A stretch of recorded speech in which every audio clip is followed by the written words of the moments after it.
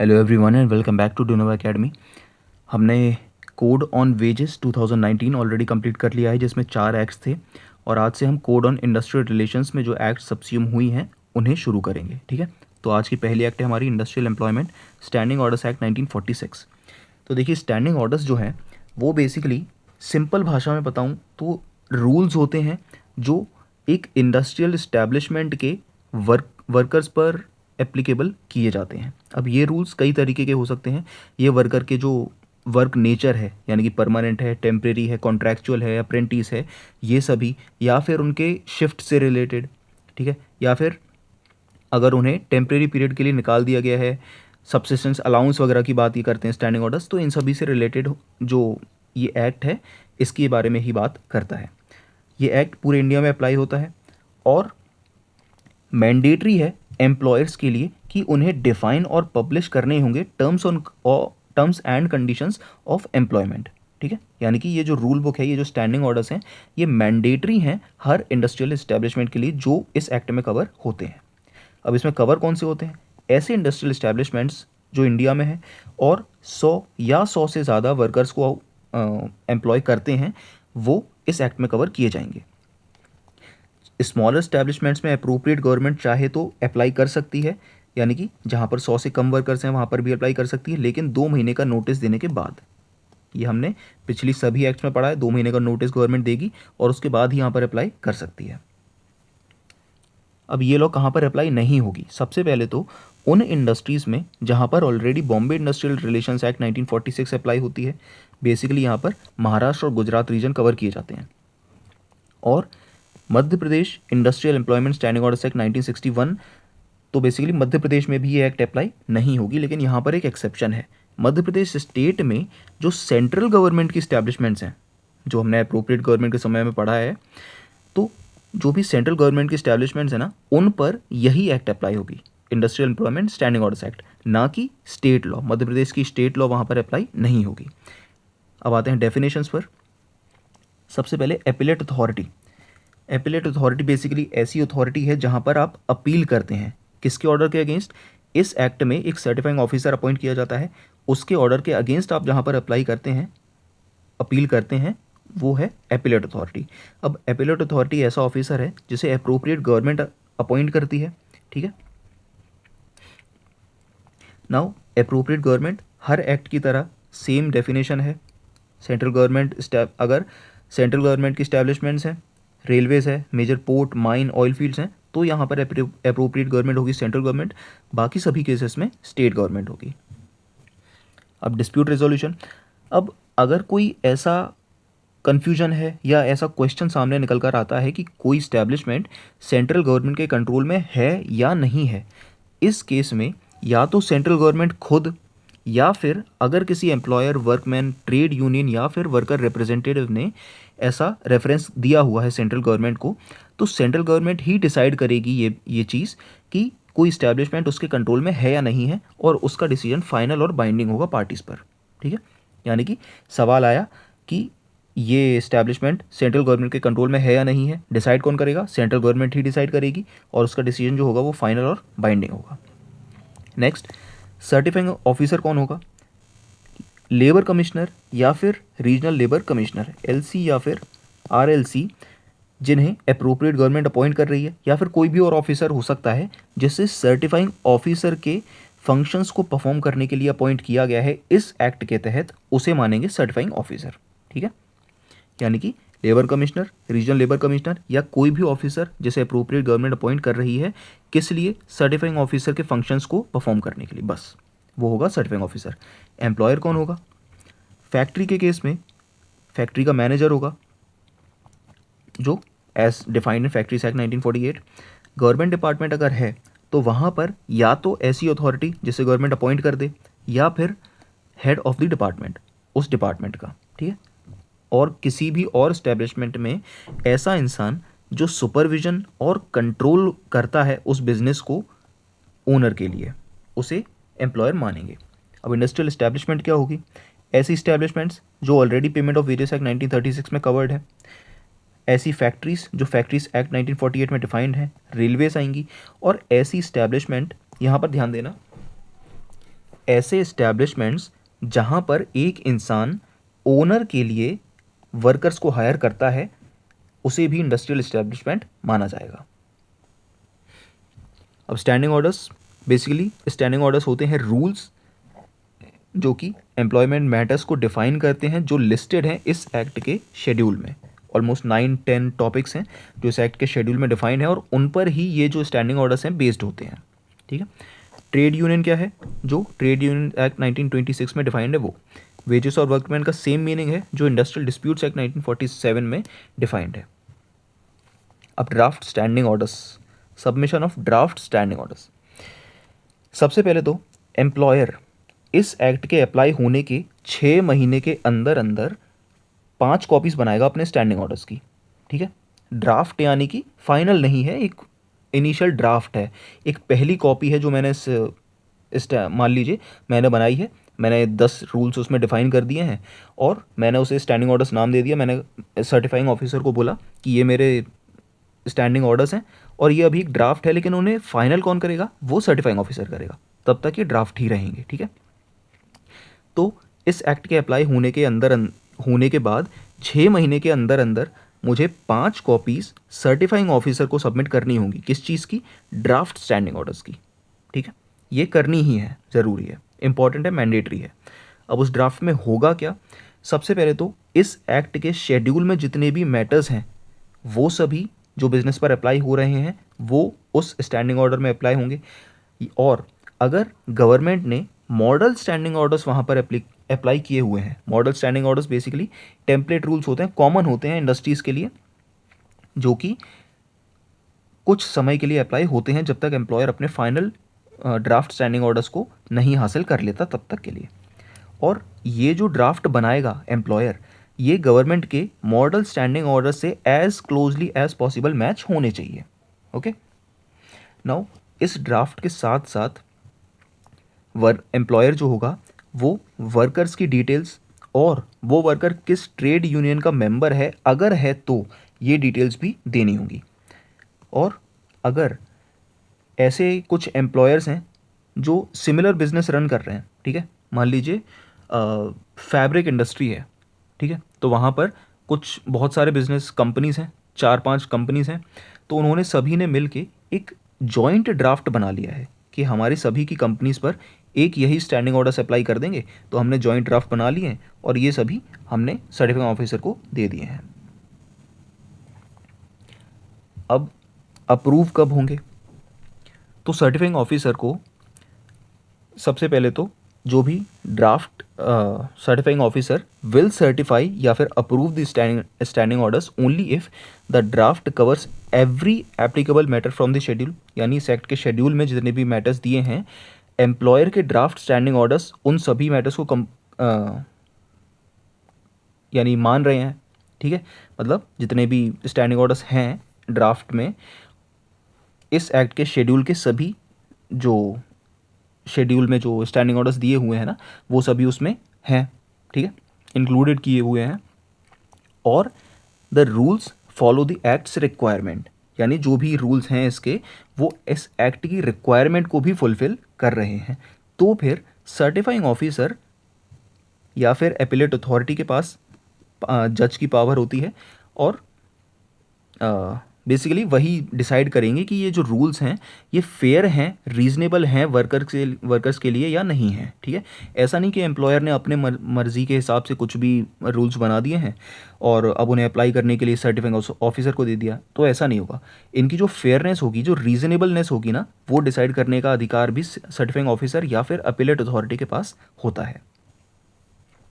अब सेक्शन 5 कहता है कि certification of standing orders. Standing orders जो हैं उन्हें सर्टिफाई कौन करेगा? अब कैसे होंगे ये सर्टिफाई, कौन करेगा? ये तो हम देख ही चुके हैं, सर्टिफाइंग ऑफिसर करेगा। सबसे पहले तो एम्प्लॉयर ड्राफ्ट सबमिट करता है अपना, उसने कर दिया सेक्शन 3 में। ठीक है। अब जब सर्टिफाइंग ऑफिसर को ये एम्प्लॉयर का ड्राफ्ट मिल गया स्टैंडिंग ऑर्डर्स का, तो फिर सर्टिफाइंग ऑफिसर क्या करेगा? सबसे पहले एक कॉपी भेजेगा ड्राफ्ट की ट्रेड यूनियन को, अगर ट्रेड यूनियन है उस पर्टिकुलर एस्टैब्लिशमेंट में तो, अगर ट्रेड यूनियन नहीं है तो वर्कमैन को भेजेगा। ठीक है। और इस कॉपी के साथ, ड्राफ्ट स्टैंडिंग ऑर्डर्स की कॉपी के साथ एक नोटिस भी भेजेगा जिसमें एक बेसिकली वो नोटिस ऑब्जेक्शंस के लिए होगा कि अगर किसी वर्कर को कोई भी ऑब्जेक्शन है इन ड्राफ्ट स्टैंडिंग ऑर्डर से रिलेटेड या फिर आपको कोई भी आपत्ति है इनसे रिलेटेड, तो आप 15 दिनों के अंदर अंदर अपने ऑब्जेक्शंस सबमिट कर दो। अब सर्टिफाइंग सब सेक्शन 2 कह रहा है कि डिसाइड करने से पहले सर्टिफाइंग ऑफिसर दोनों ही पार्टीज़ को, एम्प्लॉयर को और वर्कर्स या ट्रेड यूनियन को अपॉर्चुनिटी देगा अपना अपना मुद्दा रखने की। ठीक है, उसके बाद सर्टिफाइंग ऑफिसर डिसाइड करेगा कि ये जो चेंजेस ये लोग प्रपोज कर रहे हैं इस पॉइंट में, ये ज़रूरी हैं या नहीं है ना, नेसेसरी है या नहीं है। और उसके बाद इस डिसीजन को ये राइटिंग में पेश करेगा। ठीक है, राइटिंग में देगा और ये ज़रूरी है राइटिंग में, क्यों है वो सबसेक्शन 3 में पता चलेगा। उसके बाद सर्टिफाइंग ऑफिसर जो होगा वो ऊपर सबसेक्शन 2 में उसने सारे स्टेप्स फॉलो कर लिए, तो अब स्टैंडिंग ऑर्डर्स को वो सर्टिफाई कर देगा, ऑफिशियली अप्रूव कर देगा कि ये फाइनल स्टैंडिंग ऑर्डर्स हैं और ये तुम्हारी इंडस्ट्रियल इस्टेब्लिशमेंट में अप्लाई किए जाएंगे। और मॉडिफिकेशंस भी कर सकता है अगर वो चाहे तो। और ऐसा करने के 7 दिन के अंदर अंदर सर्टिफाइड कॉपीज़ भेजेगा फाइनल स्टैंडिंग ऑर्डर्स की, और एक कॉपी जो रिटर्न ऑर्डर अभी हमने सबसेक्शन 2 में देखा था, ये वाला जो इसका डिसीजन था उसकी एक कॉपी, और सर्टिफाइड जो फाइनल स्टैंडिंग ऑर्डर्स है उसकी कॉपीज़ किसको भेजेगा, एम्प्लॉयर को भेजेगा और ट्रेड यूनियन या फिर वर्कर्स रिप्रेजेंटेटिव या फिर वर्कर्स को भेजेगा। ठीक है, अब सेक्शन 6 में अपील आती है। अब यह एम्प्लॉयर या फिर वर्कर या ट्रेड यूनियन वो इन स्टैंडिंग ऑर्डर्स का जो डिसीजन है सर्टिफाइंग ऑफिसर का, वो उससे खुश नहीं है। ठीक है, तो सेक्शन 6 कह रहा अगर आप खुश नहीं हो तो 30 दिन के अंदर अंदर अपीलेट अथॉरिटी के पास अपील कर दो। अगर आप खुश नहीं हो सर्टिफाइंग ऑफिसर के डिसीजन से तो आप अपील कर दो। अब अपील कौन कौन कर सकता है, एम्प्लॉयर कर सकता है, वर्कर कर सकता है, ट्रेड यूनियन या फिर other prescribed representative of worker, यानी वर्कर रिप्रेजेंटेटिव बेसिकली अप्लाई कर सकते हैं। कितने दिन के, 30 दिन के अंदर अंदर। और ये 30 दिन का पीरियड बहुत इंपॉर्टेंट है क्योंकि ये जो फाइनल स्टैंडिंग ऑर्डर्स हैं ये जब सर्टिफाइड कॉपीज़ इसने सर्टिफाइंग ऑफिसर ने ट्रेड यूनियन, एम्प्लॉयर, वर्कर्स को भेज दी हैं, तो इसके 30 दिन के बाद ये फाइनल स्टैंडिंग ऑर्डर्स अप्लाई हो जाएंगे ऑटोमेटिकली। ठीक है, उस इंडस्ट्रियल इस्टेब्लिशमेंट में। इसीलिए अगर कोई भी अपील करनी है तो वो 30 दिन के अंदर अंदर करनी होगी, विद इन 30 डेज। कहाँ पे, एपेलेट अथॉरिटी के पास करनी होगी। और एपेलेट अथॉरिटी क्या करेगा, सबसे पहले तो इनको जो स्टैंडिंग ऑर्डर्स हैं उन्हें कंफर्म करेगा, और ठीक है जो सर्टिफाई हुए हैं ना उन्हें कंफर्म करेगा और राइटिंग में अपना डिसीजन देगा। और अगर किसी भी मॉडिफिकेशन, चेंजेस, एडिशन या फिर अमेंडमेंट की ज़रूरत है तो वो भी करेगा। और यहाँ पर एपेलेट अथॉरिटी का डिसीजन होगा फाइनल, इसके बाद कोई फर्दर अपील नहीं की जाएगी। अब अपील के बाद क्या होगा, 7 दिनों के अंदर अंदर जो ऑर्डर इसने दिया है एपेलेट अथॉरिटी ने, उस ऑर्डर के 7 दिनों के अंदर अंदर एपेलेट अथॉरिटी कॉपीज़ भेजेगा किस किस को, सर्टिफाइंग ऑफिसर को, एम्प्लॉयर को और ट्रेड यूनियन और वर्कर्स रिप्रेजेंटेटिव जो भी वहाँ पर हो उन्हें। ठीक है, अब यहाँ ये 3 चीज़ें, ये कॉपीज़ जो है ना ये अभी अमेंडेड नहीं है, लेकिन अगर अमेंडमेंट हुआ है, कोई चेंजेस हुए हैं, कोई मॉडिफिकेशन हुआ है उन स्टैंडिंग ऑर्डर्स में, तो फिर उनकी भी एक कॉपी भेजी जाएगी। ठीक है, यानी अमेंडेड सर्टिफाइड कॉपी भेजी जाएगी। ये उस पूरी प्रोसेस को एक और सिंपल लैंग्वेज में दिया हुआ है, सेम जो अभी हमने ऊपर पढ़ा है वही है, तो इसे आप एक बार देख लीजिए बस। अब सेक्शन 7 कह रहा है कि स्टैंडिंग ऑर्डर्स तो बन गए, चलो फाइनल स्टैंडिंग ऑर्डर्स बन गए मेरे, लेकिन वो फोर्स में कब आएंगे, अगर सर्टिफाइंग ऑफिसर के डिसीजन के अगेंस्ट कोई अपील नहीं हो रही है तो फिर 30 दिनों के अंदर अंदर ये फोर्स में आ जाएंगे। यानी मान लीजिए सर्टिफाइड अथॉरिटी जो ऑफिसर है उसने आज अपने ट्रेड यूनियन, वर्कर्स, एम्प्लॉयर्स इन सभी को कॉपीज़ भेज दी, उन्हें मिल गई, तो आज से 30 दिन के बाद ये जो ऑथेंटिकेटेड कॉपीज़ हैं, फाइनल स्टैंडिंग ऑर्डर्स हैं, ये अपने आप फोर्स में आ जाएंगे, इफेक्ट में आ जाएंगे। अब अगर अपील हुई है तो फिर अपीलेट अथॉरिटी जो कॉपीज़ भेज रहा है ना उसके 7 दिनों के बाद ये फाइनल स्टैंडिंग ऑर्डर्स जो हैं वो फोर्स में आ जाएंगे, चाहे अमेंडेड अगर हुए हों तो भी और नहीं हुए हों तो भी 7 दिनों के बाद फोर्स में आ जाएंगे। ठीक है, तो आपको बस इतना याद रखना है, अगर अपील नहीं हुई है तो 30 दिनों के बाद, अपील हुई है तो 7 दिनों के बाद। और ये दिन कब से काउंट होंगे, जब से सर्टिफाइंग ऑफिसर ने कॉपीज़ भेजी हैं या फिर एपिलेट अथॉरिटी ने कॉपीज़ भेजी हैं अपने ऑर्डर्स की, तब से। सेक्शन 8 कहता है कि ये जो स्टैंडिंग ऑर्डर्स है ना, इनका एक रजिस्टर बना के रखो। कौन बना के रखेगा, ये रखेगा सर्टिफाइंग ऑफिसर। अब certifying officer final standing orders की एक रजिस्टर में इनकी कॉपी बनाकर रखता है, और कोई भी, चाहे वो एम्प्लॉयर हो, वर्कर हो, ट्रेड यूनियन हो, अगर उसे ये कॉपी चाहिए तो प्रिस्क्राइब्ड फीस पे करने के बाद सर्टिफाइंग ऑफिसर से ले सकता है। Section 9 posting of standing orders. Posting basically display of standing orders होता है कि जो भी एम्प्लॉयर ने ये अपने स्टैंडिंग ऑर्डर्स बनाए हुए हैं ना, इन्हें एक ऐसी जगह पर डिस्प्ले करो जहां पर सारे वर्कर्स उन्हें देख सकें, उन्हें पता तो चले कि एक्चुअली एम्प्लॉयर ने रूल्स बनाए क्या है ना। तो ये चीज़ सेक्शन 9 बात करता है कि इन रूल्स को डिस्प्ले करो। अब डिस्प्ले कैसे करने हैं, सबसे पहले तो इंग्लिश लैंग्वेज में करने हैं, और एक ऐसी लैंग्वेज में करने हैं जो मेजॉरिटी ऑफ वर्कर्स समझ सकते हैं। यानी कि मान लीजिए ये एक बोर्ड लगा दिया एम्प्लॉयर ने अपने मेन गेट के बाहर, कंपनी के मेन गेट के बाहर, जहाँ से ज़्यादातर वर्कर्स एंट्री लेते हैं, तो वहाँ पर उन्हें दिख ही जाएंगे। अब यहाँ पर होगा इंग्लिश में, ठीक है, और दूसरी तरफ होगा ऐसी लैंग्वेज जो मेजॉरिटी ऑफ वर्कर्स बोलते हैं। ओके, स्पेशल बोर्ड्स होंगे या नियर मेन एंट्रेंस, जहाँ से ज़्यादातर वर्कर्स एंटर करते हैं, और उन सभी डिपार्टमेंट्स में जहाँ पर वर्कर्स एम्प्लॉयड हैं। ठीक है, तो यहाँ पर याद रखना English plus majority workers understandable language, यानी वो बोलते हों, लिखते हों, पढ़ते हों, ऐसी भाषा। स्पेशल बोर्ड्स होंगे मेन एंट्रेंस पर, और हर उस डिपार्टमेंट में जहाँ पर वर्कर्स एम्प्लॉयड हैं वहाँ पर इन स्टैंडिंग ऑर्डर्स को डिस्प्ले किया जाएगा। सेक्शन 10 कहता है कि duration and modification of standing orders. अब देखो स्टैंडिंग ऑर्डर्स तो बन गए, लेकिन अगर एम्प्लॉयर, वर्कर या ट्रेड यूनियन उसके एप्लीकेशन के बाद उससे डिसएग्री हो रही है, तब क्या होगा।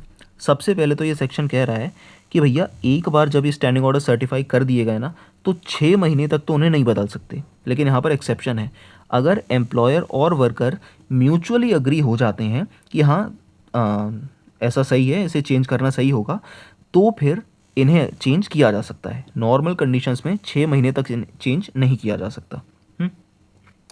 6 महीने के बाद कैसे मॉडिफाई किया जाएगा। सबसे पहले एम्प्लॉयर, वर्कर, ट्रेड यूनियन या फिर वर्कर के रिप्रेजेंटेटिव अप्लाई करेंगे। किसको अप्लाई करेंगे, सर्टिफाइंग ऑफिसर को अप्लाई करेंगे। और जो भी चेंजेस वो चाहते हैं उसकी 5 कॉपीज़, प्रपोज चेंजेस जो हैं उसकी 5 कॉपी सर्टिफाइंग ऑफिसर को देंगे वो, कि हम ये चेंजेस इन स्टैंडिंग ऑर्डर्स में चाहते हैं। ठीक है, उस एप्लीकेशन के साथ। अब अगर इस केस में भी दोनों ही पार्टीज अग्री हो जाती हैं, तो फिर इस प्रपोज चेंजेस की कॉपी के साथ साथ जो भी उनका अग्रीमेंट हुआ है उसकी भी एक सर्टिफाइड कॉपी सर्टिफाइंग ऑफिसर को देनी होगी एप्लीकेशन के साथ। ठीक है,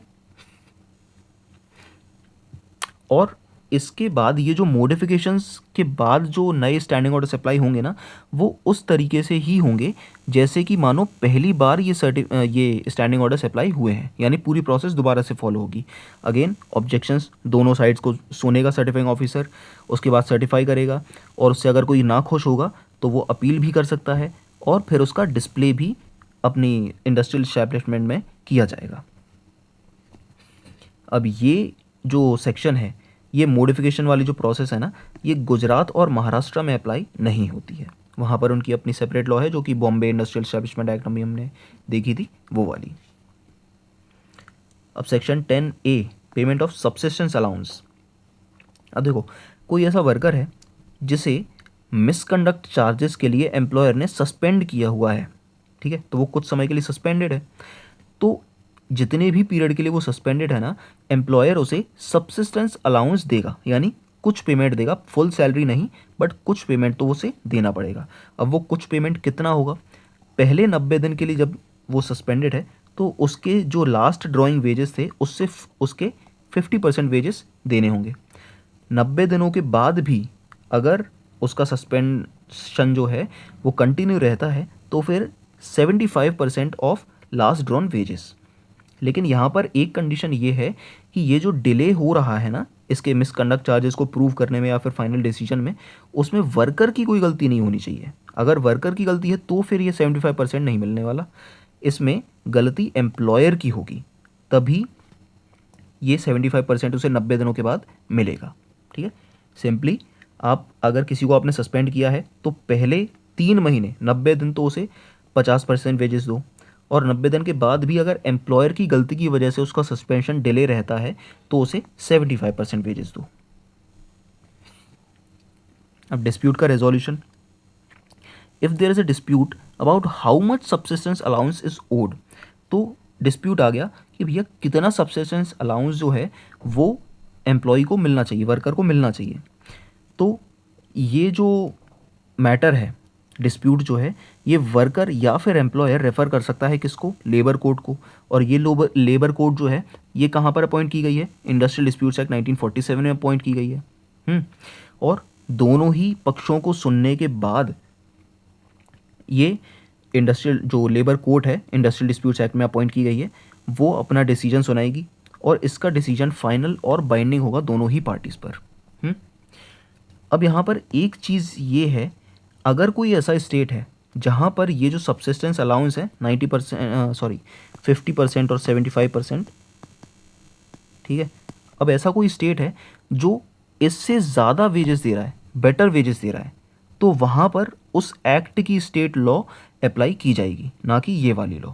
ठीक है, यानी कि जहाँ पर ज़्यादा फ़ायदा मिल रहा है ना, वो वाली लॉ अप्लाई की जाएगी। इतनी सी बात है बस।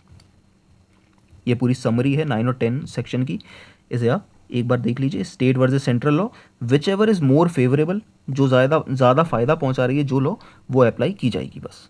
ओके। अब section 11, power of certifying officer and appellate authority. ये हम पिछली चारों एक्ट्स में जो देख चुके हैं, सेम वही पावर्स हैं, तो उतना इंपॉर्टेंट नहीं है।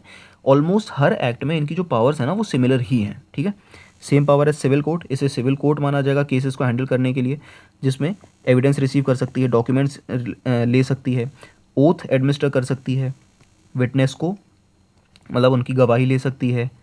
ठीक है, और विटनेस को एनफोर्स भी कर सकती है। ये सभी चीज़ें इसकी पावर्स होंगी सर्टिफाइंग ऑफिसर और एपीलेट अथॉरिटी की। करेक्टिंग मिस्टेक्स, अब अगर